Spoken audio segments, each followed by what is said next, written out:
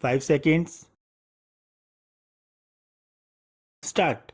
Sir, while speaking yesterday, I referred to the problem created for the Export Promotion Council by the quality of goods supplied which lacked both imagination and integrity.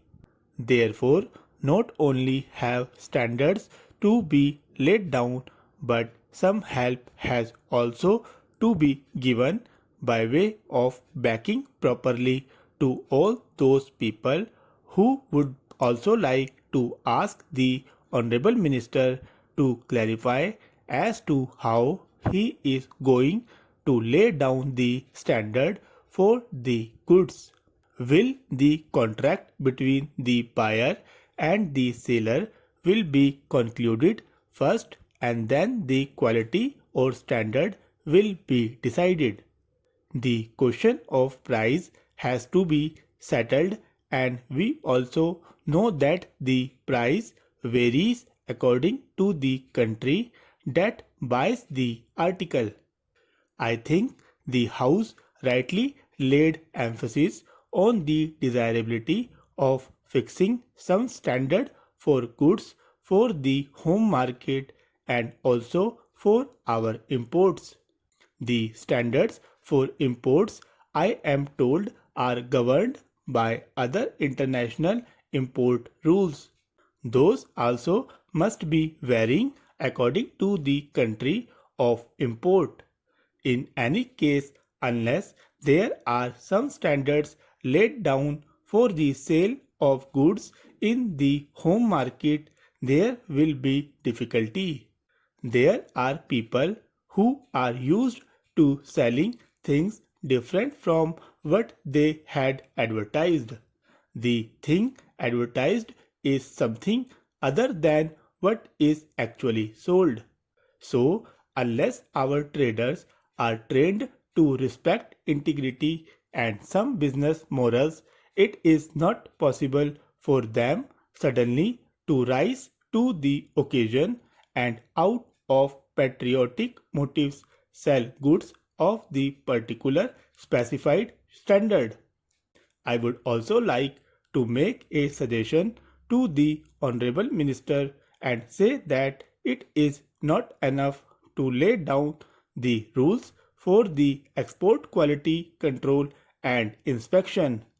It is very necessary now to advertise in the foreign countries that we have taken care of this aspect because of the bad name that we have acquired in the past on account of the business ways of some of the exporters. We have acquired a very bad name in some of the countries, and in order to counteract that, we have to undertake wide publicity in foreign countries to undo what has been done so far. There is one more question which I would like to ask the Honorable Minister so that he may clarify the doubt that may be in the minds of some honorable members. It is stated that the funds for the Export Promotion Council would be partly from the government and partly from funds paid by way of donation. I want to know whether the donors, if they are business people, would not be in a position to take advantage of the position and misuse this Export Promotion Council. Instead, I would suggest that heavy fees may be prescribed for the inspection of the goods, and if necessary, all the money that is required should come from the government and no money should be accepted by way of donations.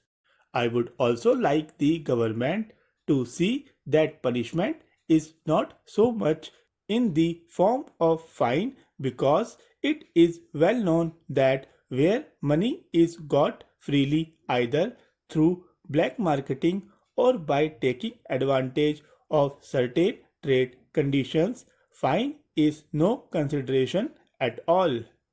10 or even 100 times the fine can be made good by the people who indulge in these malpractices. Therefore, it is not only enough to prescribe punishment for the persons who are found guilty under this act, but it is also necessary that we prescribe heavy punishment for the inspectors so as to leave no room for suspicion in the minds of the people. I would now like to refer to the question of co-option.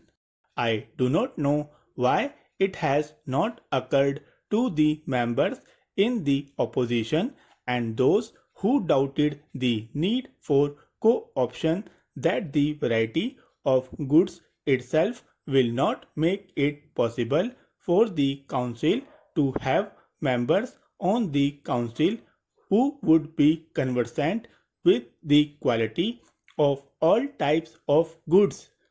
This council is really something on par with the UPSC in my opinion, and for every particular specialized item it would be necessary for this council to co-opt one or two experts belonging to that particular trade.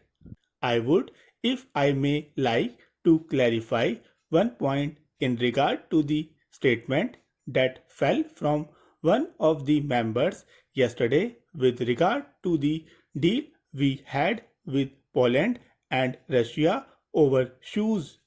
The deal was found defective because the shoes were different according to the changing fashions.